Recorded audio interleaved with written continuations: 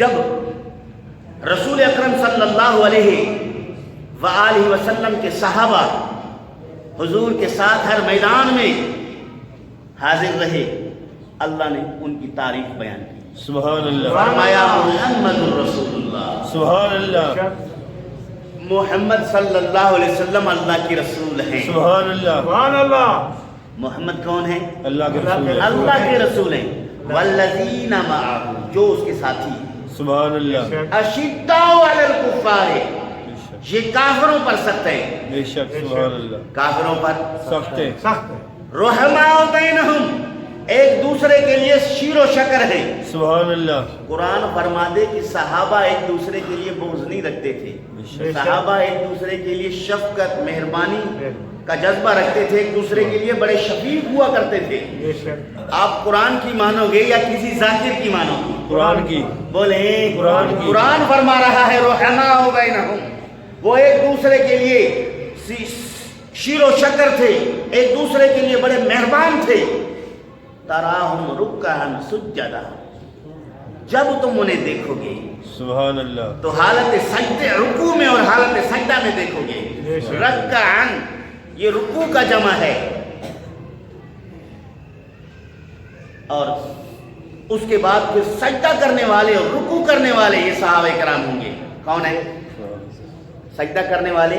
صحابہ۔ تراہم رکعا سجدا، تم ان کو رکوع اور سجدہ کرنے کی حالت میں پاؤ گے۔ سبحان اللہ، سیماہم فی وجوہہم من اثر السجود، بے شک، ان کے چہروں پر سجدوں کے آثار نمایاں ہیں۔ سبحان اللہ، یہاں وہ کالا دھبا ٹکا مراد نہیں ہے، نہیں، یہ سمجھنے کی بات ہے۔ بے شک، سجدوں کے اثر سے مراد وہ گٹا مراد نہیں ہے جو پیشانی رگڑنے کے بعد ٹکا ہو جائے، ہو جائے۔ مبالغہ کے ساتھ حد کراس کر کے سجدہ کرنے سے اگر کسی کے ماتھے پہ نشان بن جائے، یا کسی انسان کا چہرے کا وہ چمڑا جو ہے، کھال جو ہے وہ نرم ہونے کی وجہ سے زمین پر لگنے سے وہ نشان قبول کر لے، بے شک، وہ مراد نہیں ہے۔ چونکہ اگر وہ مراد ہوتا تو علامہ آلوسی فرماتے ہیں کہ اللہ رب العالمین سیماہم فی وجوہہم کے بجائے اللہ فرماتا سیماہم فی جباہہم، جبہت کہتے ہیں پیشانی کو۔ برابر، یہاں اللہ نے جبہت کا لفظ استعمال نہیں کیا۔ گٹا نشان تو پیشانی پہ بنتا ہے، چہرے پہ نہیں بنتا۔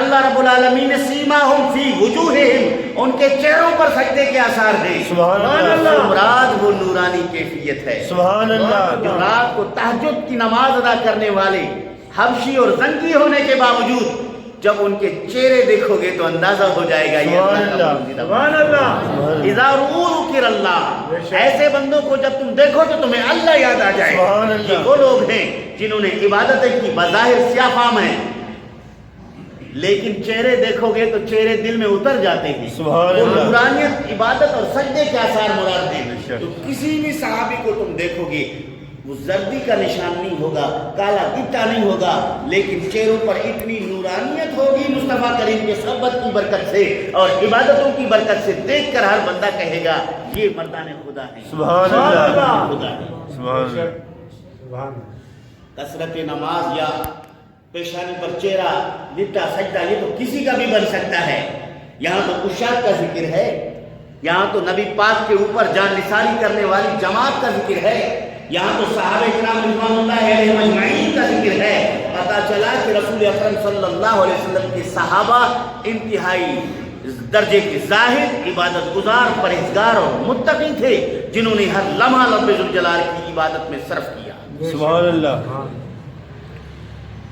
فرمایا تھا سیماہم فی وجوہہم من اثر السجود مثلہم فی التوراۃ ومثلہم فی الانجیل۔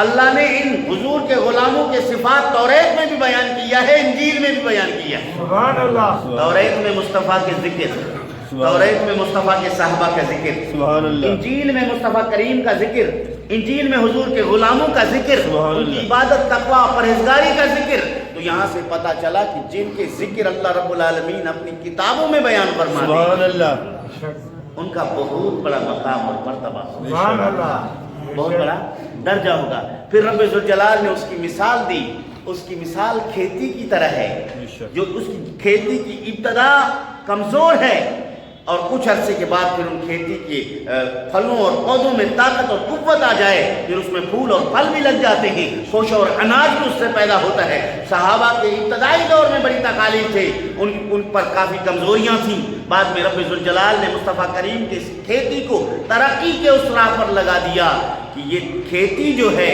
ایک طاقتور تنے کی صورت میں سلہ جو ہے اگا کر تیار کر دیا۔ تو عزیزان گرامی، یہاں اللہ رب العالمین نے ان کی تعریف بیان کی، سبحان اللہ۔ اور پھر خوش لب لباتے کھیتی کو دیکھ کر بعض کے دل بغض کی وجہ سے جل جاتے ہیں، جیسے آج صحابہ کرام پر تنقید کرنے والے لوگ حضور کے صحابہ کے فضائل اور مناقب اور مراتب کو دیکھ کر ان کے چہرے جو ہے جل جاتے ہیں اور ان کے دلوں میں بغض پیدا ہو جاتا ہے۔ تو رسول اکرم صلی اللہ علیہ وآلہ وسلم کے صحابہ تمام کے تمام جلیل القدر شخصیات ہیں، ان تمام کا مقام اور مرتبہ بلند ہے۔ سبحان اللہ۔